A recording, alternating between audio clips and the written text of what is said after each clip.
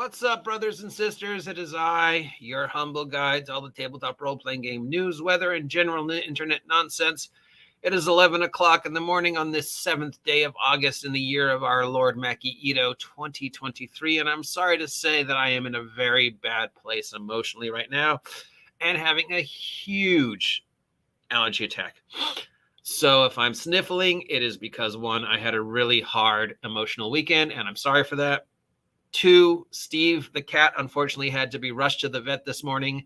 He's staying at the vet, and I don't know if he's coming back from the vet at this point. So, yeah, I'm not in a good place right now.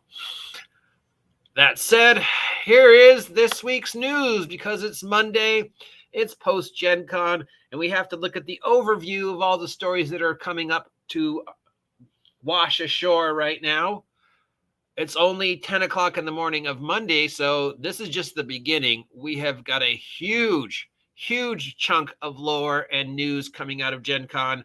Some of it good, some of it weird, some of it funny, some of it sad, and some of it unbelievably aggravating and frustrating. And it's got to piss a lot of people off. Now, mind you, I am in a really bad mood right now, so some 4-letter words are probably going to be slipping out of my mouth. I apologize ahead of time. I'm giving you fair warning. If you don't want to hear me drop some F-bombs, you should probably leave now. All right, let's take a look at the stories that we're going to set our sails by, triolate our tricorders, and cast our Find the Path spells because, oh my giddy aunt, in the name of our Lord John Cena, what an ugly Gen Con. All right, let's start with, hey, for reasons unknown to anybody, Paizo announced during Gen Con that they're doing a brand new second edition of Starfinder.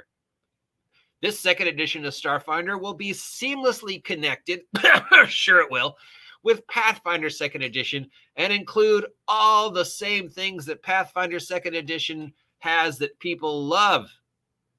Mind you, Starfinder was perfect.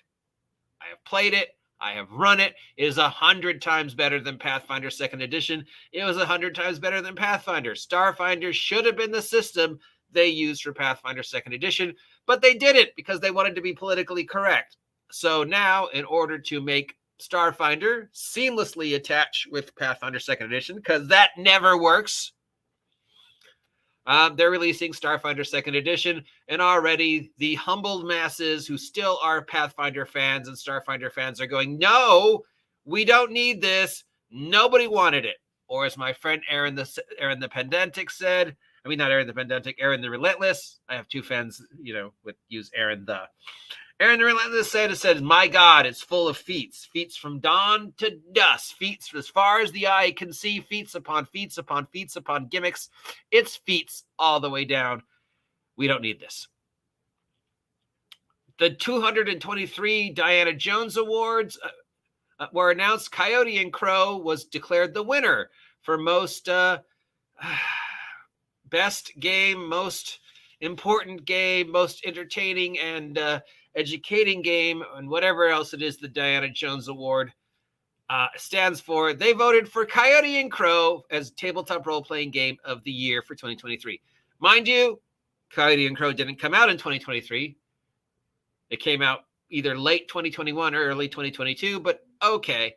I mean, the second games like Coyote and Crow are on such a small list. It pretty much, if they don't give Coyote and Crow the award, the people are going to claim they were racist. And if they do give Coyote and the Crow award, people like me are going to complain that it was a stupid choice and you only gave them the award because if you didn't, you would have been called racist. So sadly, there was no way any other game was going to win other than Coyote and Crow. Now, if we're talking about games that embrace diversity and games that truly take a step forward in the industry for which the Diana Jones Award is supposed to represent, this is the last game I would have nominated, considering the way the creator has treated people and some of the things he said, including telling people like myself to go kill themselves. Yeah, this is the guy I want to be the representative for best game of the year. A guy who is telling people, fuck you, if you don't buy my game, you're a fucking racist and go kill yourself. So what little respect anybody had for the Diana Jones Awards is lost, but ha ha, in your face. There is no award. The award was lost in the mail a couple years ago. So all you're getting is a nice pat on the back. And you can tell people you won an award that you only won because if you didn't win it, you would have said they were racist. They didn't vote for my award. I didn't win. They're racist. Yeah, so they had no way to win that. I almost feel bad for the judges. You know, the minute that one was nominated and they saw the list, they're like, fuck, we got to give him the win. And the other guy's like, why? It's like a horrible game. And they're like, because if we don't, people are going to say we're racist. And they're like, yeah, you're right. Fuck, we got to give him the win. So I feel bad. I kind of feel bad for them. I kind of feel bad for the other nominees. But then again, you did kowtow. So, but of course, if you didn't give him the award, you would have had to, so there was no win situation. Renegade Games Studios announced that they now have the rights to the paranormal horror podcast Welcome to Night Vale, and they're going to be doing a Welcome to Night Vale role-playing game. I am a huge fan of Welcome to Night Vale. Never in the years that I have listened to both the radio shows and the podcast did I ever think this would make a great setting for a role-playing game. Because there already are role-playing games that embrace the weirdness that is Welcome to Night Vale. And this is Renegade Press, who we're, still kind of angry at because of the whole artists, the way they're treating their creators thing. I don't know. I mean, is there a market for a Welcome to Night Vale role-playing game? Considering how many other paranormal horror, urban arcana games are out there. If you've never listened to Welcome to Night Vale, I recommend it. It is fun. It is weird. It's good, long drive, dark of the night listening to. So yeah, huge fan. Don't know if it needs a game, but who knows? Maybe it could be good. This came out, as we know. Remember this thing? We all had to pay for the playtest. We got the playtest. We said it sucked. The creators of the game went out of their way to make it even more gimmicky. We said it sucked. The creators of the game made it even more gimmicky. People gave up on it, stopped talking about it. It came out finally. If you want it, you have to pay for it again because even if you play tested it, you don't get it for free. And apparently the new version sucks. Apparently it doesn't make sense. Apparently the math is wrong. I mean, the bare math is wrong. People have gone through the math. One guy spent 2 hours systematically going through every formula, every character, rebuilding them from scratch using the same point value that was presented in the game. And at the end of the 2-3 hours that this guy spent, the math doesn't add up. The math doesn't work. The combat doesn't work. They tried too hard to fit the mechanics into the gimmick, and it doesn't work. Why mess around with perfection? Marvel Phase Rip is still the best superhero role-playing game ever. It was a simple system. You should have just stuck with what you had. Instead, you made this, and good to know that it is now available on Roll20. So if you ever wanted to play the multiversal Marvel role-playing game on Roll20, a system that can't run superheroes, I've played 3 different superhero games using Roll20. Doesn't work. You now have this available to you. So run out to get this if you're the one person who still thinks this game was a good idea. New news for Morkborg / Borg. Stockholm Cartel has announced that they're releasing 3 new books for Morkborg. Yay! First off is an expansion for Cyborg, their cyberpunk Morkborg build.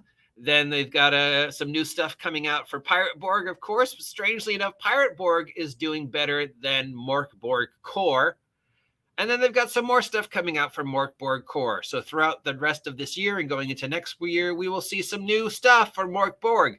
It's amazing how much love Morkborg is getting, considering, most people thought it was just, an art book. But I guess people really, really like writing stuff from Morkborg and hacking Morkborg for other games. The one I really wish would they focus on was the all-dog version of Morkborg, because his title was Borkborg. And I'm sorry, that just wins. That just wins every contest I could ever have, ever. All dog-centric, end of the world fantasy role-playing named Bork Borg.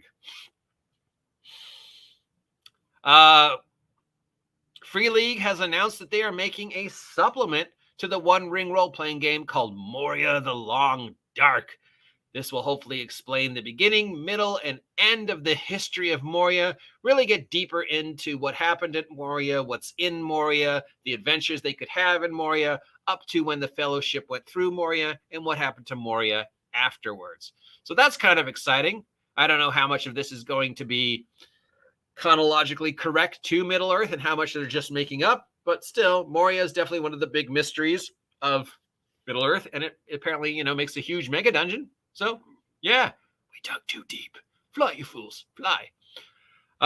Catalyst Games has launched a Kickstarter for a Shadowrun board game they're making. What is going on with this individual right here? Can you see this?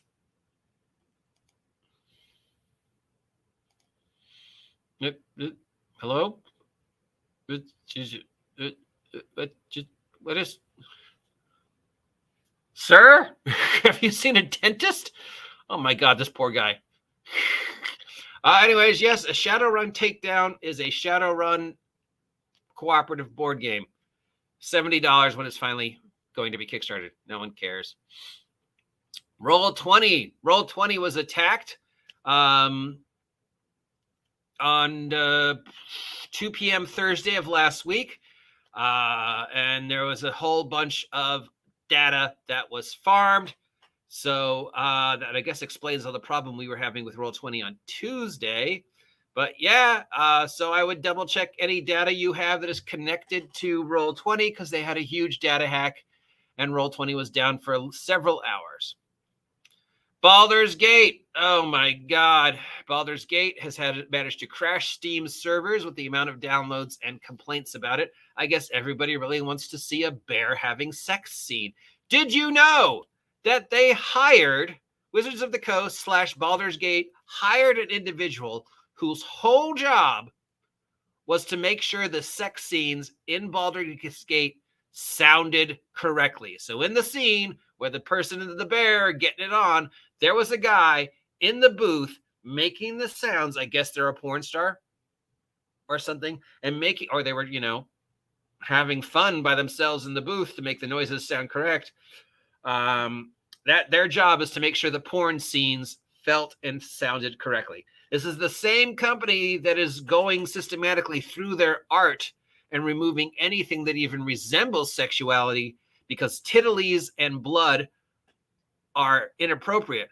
But a video game that has a guy and a bear having sex is okay, and hiring somebody whose whole job is to make sure the sex sounds correct, that's okay. But pictures of titties, bad. Blah, blah, blah. Kickstarter has, as we know, everybody is announcing their new post-Gencon AI art controversy, AI art policies, which basically break down to, you're supposed to tell us if you use AI art, where you use the AI art, what systems you used, how we can tell the difference between your normal art and your AI art. And then we'll let you still post it if we're okay with the AI art. But if we're not okay with it, we won't let you post it. And we're going to play the, oh, you used AI art card. But really, it's just another way for them to censor people. And now they can just use this blanket, it's AI art, to decide whether somebody can load stuff onto Kickstarter or not. So one person can get their stuff on Kickstarter fine, and Kickstarter can say, oh, yeah, they told us. And another person won't be able to get their stuff on Kickstarter, and Kickstarter can say the same thing. Yeah, we won't let that in because it used AI art. But really, what it's saying is, hey, we have a new way to censor product.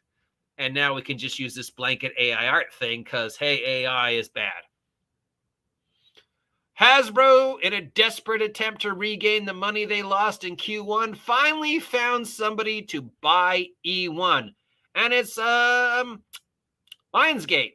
So if you don't know what the titles on Hasbro's E1 Entertainment Division were, they included Yellow Jackets, Naked and Afraid, Dungeons & Dragons Honor Amongst Thieves, of course, all the Peppa Pig, Transformers, Magic the Gathering, My Little Pony, and all those other TV shows are technically fall under E1 or Paramount.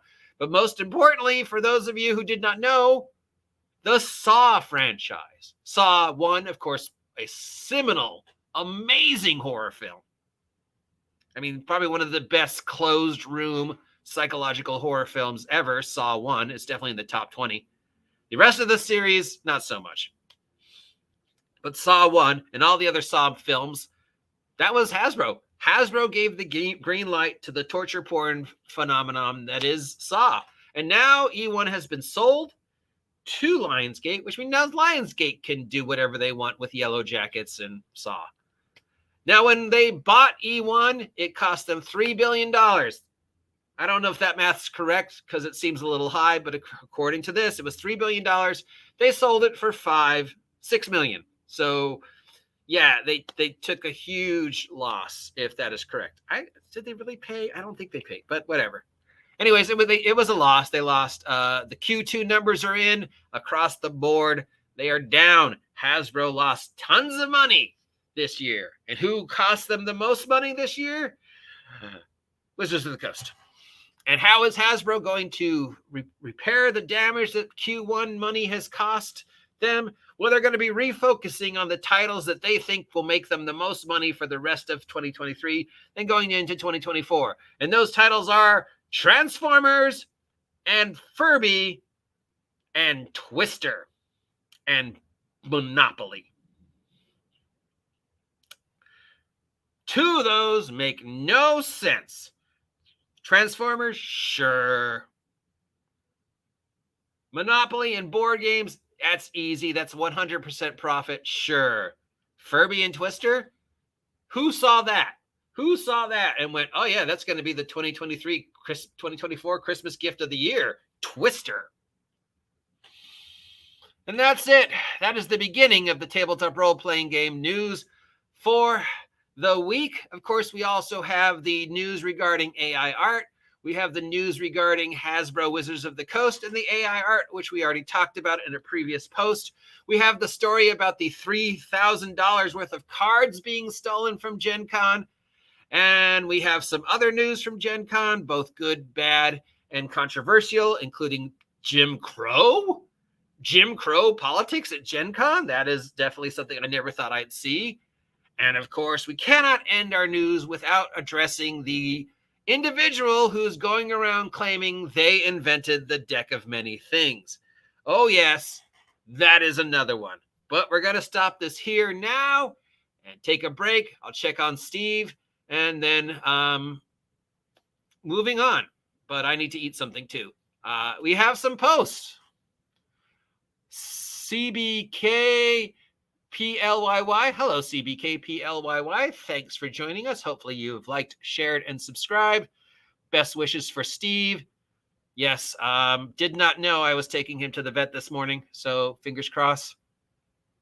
Hello, yes, Phasrip. Hello, I find anything Bork boring. Yeah, I don't get it. I had a Mork Borg. It didn't impress me. It wasn't really that interesting. The art, the art is cool, but it's nothing I hadn't seen before. And there we go. So yeah, thank you for posting, guys. Like, share, subscribe, support me through buying my merch over at the Red Room or buying me a coffee because, vet bills. And I'll be back in a sec with the young individual who's going around claiming they invented the deck of many things. Because, oh boy.